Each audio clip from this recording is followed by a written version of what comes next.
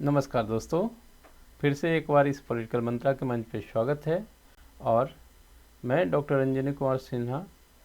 आज जो है हम लोग बात करेंगे, जो इसके पहले 2 वीडियो में बनाया था वह बनाया था लिबर्टी पे। किसी पे बनाया था? लिबर्टी पे बनाया था। और लिबर्टी में हम लोग जो बात किए थे वह उसके अर्थ समझे थे, ठीक है ना। उसके बाद हम लोग उसके हार्म प्रिंसिपल की बात किए थे, जेस मिल से संबंधित, है ना। उसके बाद जो है आज हम लोग बात करेंगे, इसके पहले भी हम लोग निगेटिव और पॉजिटिव लिबर्टी का अंतर भी समझे थे, ठीक है। आज जो है हम लोग बात करेंगे लिबर्टी के टाइप्स की। किस चीज़ की बात करेंगे? लिबर्टी के टाइप्स की बात करेंगे, ठीक है। तो चलिए शुरू करते हैं। और उससे पहले आप वीडियो को लाइक शेयर सब्सक्राइब भी ज़रूर कर दिया करें, ठीक है।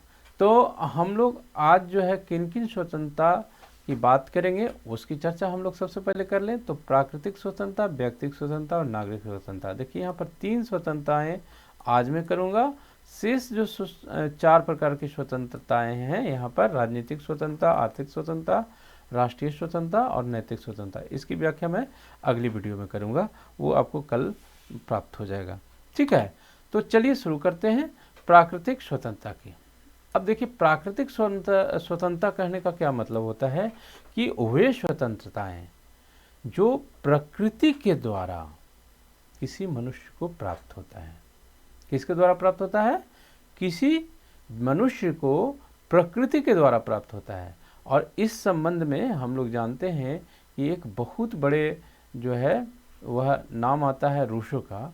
वह कहते हैं कि मनुष्य जो है मनुष्य जो है जन्म से स्वतंत्र पैदा होता है। क्या होता है? जन्म से स्वतंत्र पैदा होता है, लेकिन हमेशा बंधनों में वह रहता है। यानी कि उसके हाथ में जो है चैन लगा रहता है, पैर में जो है सिक्कड़ लगे रहते हैं, है ना। कहीं ना कहीं वह एक ऐसे रिश्ते से बंधा होता है कि वह चाह करके भी जो है कुछ नहीं कर पाता है, ठीक है ना। तो ये राइट्स जो है कहाँ से मिल रहे हैं? प्रकृति से मिल रहे हैं उनके अनुसार। यानी कि प्रकृति से जो अधिकार मिलते हैं उसको प्राकृतिक अधिकार कहते हैं। बहुत सिंपल है, इसमें बहुत ज़्यादा समझने की आवश्यकता नहीं है, नाम से ही जो है वह चीज़ें स्पष्ट हो रही है। हाँ, यहाँ पर एक चीज़ जो है आप ध्यान देने वाली बात यह है कि मत्स्य न्याय की बात आती है। यानी कि प्राकृतिक न्याय में ही मत्स्य न्याय शामिल है। और मत्स्य न्याय में क्या होता है कि एक छोटा व्यक्ति जो होता है वह बड़े व्यक्ति से हमेशा शक की नज़र से देखता है। इसमें यह हमेशा संभावना रहती है कि बड़ा जो व्यक्ति है वह छोटे व्यक्ति को दबा देगा।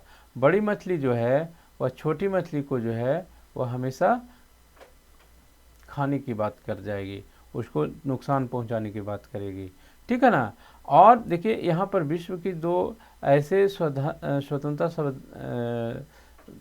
स्वतंत्रता जो संग्राम हुए, स्वतंत्रता संबंधी जो क्रांति हुई उसकी व्याख्या की गई है। ये दोनों भी जो है इसी की श्रेणी में आते हैं। जैसे संयुक्त राज्य अमेरिका की स्वाधीनता की घोषणा और फ्रांस की राजक्रांति जो हुई थी, इसमें भी जो है स्वतंत्रता का ही प्रतिपादन किया गया था। इसी प्रकार की स्वतंत्रता कुछ थी वहाँ पर भी, ठीक है। दूसरा जो स्वतंत्रता की बात हम लोग आज करेंगे, वह है व्यक्तिगत स्वतंत्रता। यानी कि एक व्यक्ति होने के नाते, है ना, एक व्यक्ति होने के नाते आपको जो प्राप्त अधिकार होते हैं, जो स्वतंत्रता आपको मिलती है, उसकी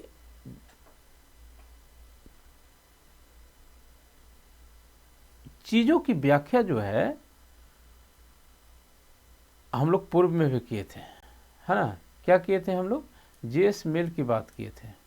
और जेएस मिल साहब यह कहते हैं कि निगेटिव लिबर्टी और पॉजिटिव लिबर्टी, है ना, इसकी भी व्याख्या हम लोग किए थे। जेएस मिल कहते हैं 2 तरह की जो है वह स्वतंत्रता होती है। एक होती है सेल्फ रिगार्डिंग, है ना, सेल्फ रिगार्डिंग, और दूसरा होती है अदर रिगार्डिंग्स, ठीक है। अब सेल्फ रिगार्डिंग जो है वह वैसे स्वतंत्रता होती है जिसका सिर्फ और सिर्फ वह आपके एक व्यक्ति से संबंधित होता है। जैसे किसी का भोजन करना, जैसे किसी का वस्त्र पहनना, या धर्म मानना या उसके परिवार से संबंधित जो चीज़ें हैं, मतलब कहने का मतलब आप देखिए, हम इसके पहले वीडियो में बताए थे भी कि हमको जो पसंद है, चाहे फल खाना पसंद हो, सब्जी खाना पसंद हो, वेज खाना पसंद हो, नॉन वेज खाना पसंद हो, इसमें किसी को कोई तकलीफ़ नहीं होती है, ठीक है ना। आप खाइए, अपनी जो इच्छा है वो खाइए, है ना। ऐसे भी कहा जाता है कि आप रूप भोजन और पर रूप श्रृंगार होता है, ठीक है। तो वे कार्य जिससे सिर्फ और सिर्फ आपको उसका लाभ और हानि होगा, ठीक है ना, वो राइट्स, वो स्वतंत्रता आपको दी जाएगी। लेकिन वैसी स्वतंत्रता आपको नहीं दी जा सकती, वैसी स्वतंत्रता पे आपको पर पाबंदी लगेगी, जिससे जो है दूसरे को भी नुकसान हो सकता है। जैसे हम लोग बात किए थे, ओपन जगह में सिगरेट पीने पर कोई भी व्यक्ति जो कहता है साहब जो है आप सिगरेट यहाँ पर ना पिए, है ना। उसके बाद हम लोग बात करते हैं नागरिक स्वतंत्रता की। नागरिक स्वतंत्रता की बात हम लोग करें तो नागरिक स्वतंत्रता की बात करने से पहले मैं थोड़ा सा आपको बताऊं कि 5 से 11 अनुच्छेद जो है भारतीय संविधान का, उसमें इससे संबंधित जो है बात की गई है, नागरिकता की बात की गई है। किसकी बात की गई है? नागरिकता की बात की गई है। नागरिकता आपको कैसे मिलेगा, कैसे छीना जाएगा आपसे, आप कौन से गलत कार्य करेंगे तो आपको नागरिकता मिलेगा, है ना। नागरिकता छीन लिया जाएगा, और कौन कौन से कार्य करेंगे कि आपको नागरिकता मिलेगा। तो इसकी व्याख्या हमारे संविधान में 5 से 11 में की गई है ना, 5 से 11 अनुच्छेद में, ठीक है। तो ये नागरिक जब किसी स्टेट का व्यक्ति बनता है तो उस नागरिकता के आधार पर उसको कुछ राइट्स मिलते हैं, उसकी कुछ स्वतंत्रताएं होती है, ठीक है ना। व्यक्ति जो है, यहाँ देखिए लिखा हुआ कि समान अवसर और समान अधिकार जो है राज्य के द्वारा, स्टेट के द्वारा प्रदान किए जाते हैं, ठीक है ना। और यहाँ पर एक और बात लिखी गई है कि नागरिक स्वतंत्रता जो होती है उसके अंतर्गत शासन के विरुद्ध व्यक्ति की स्वतंत्रता होती है। यानी किसके विरुद्ध होती है? एक गवर्नमेंट भी जो है नागरिक स्वतंत्रता जो प्रदान की गई है, और इसमें कॉन्स्टिट्यूशंस का भी जो है बहुत बड़ा खेल होता है। कॉन्स्टिट्यूशन के द्वारा जब जो चीज़ आपको नागरिक को होने के कारण आपको मिलती है ना, वो कोई भी गवर्नमेंट जो है आपको छीन नहीं सकती है। फंडामेंटल राइट्स जो है एक प्रकार का उसी प्रकार का अधिकार है, ठीक है।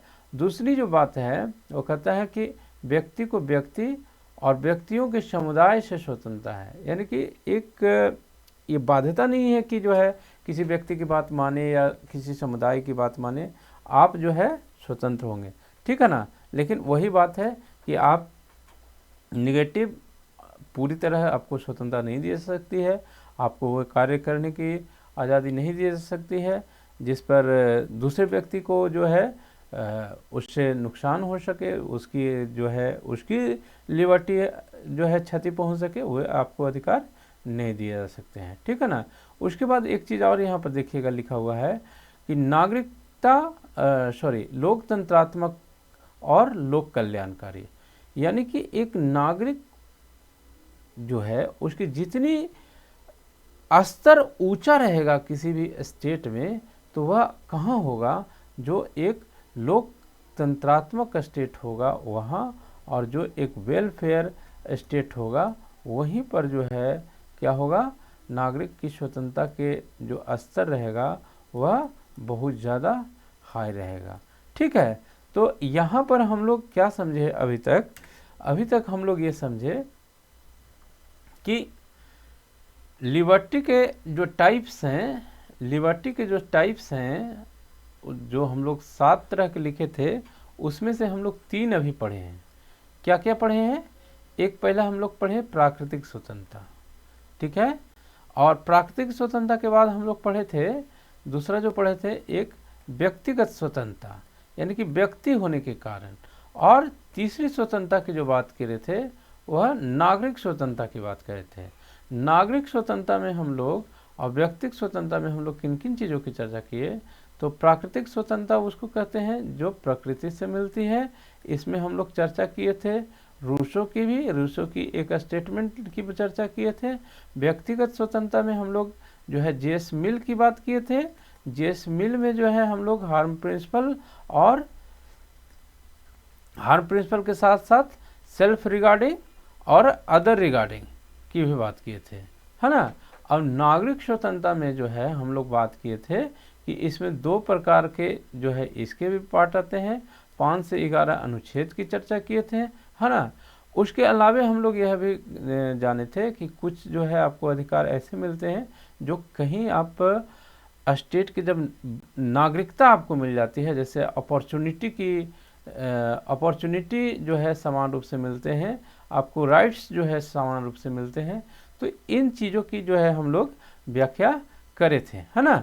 तो आइए अब हम जो है यहीं पर वीडियो को समाप्त करते हैं और उम्मीद करते हैं कि ये जो मैं शुरुआत किया हूँ वो आपको अच्छे लग रहे होंगे और इससे आप लाभान्वित हो रहे होंगे।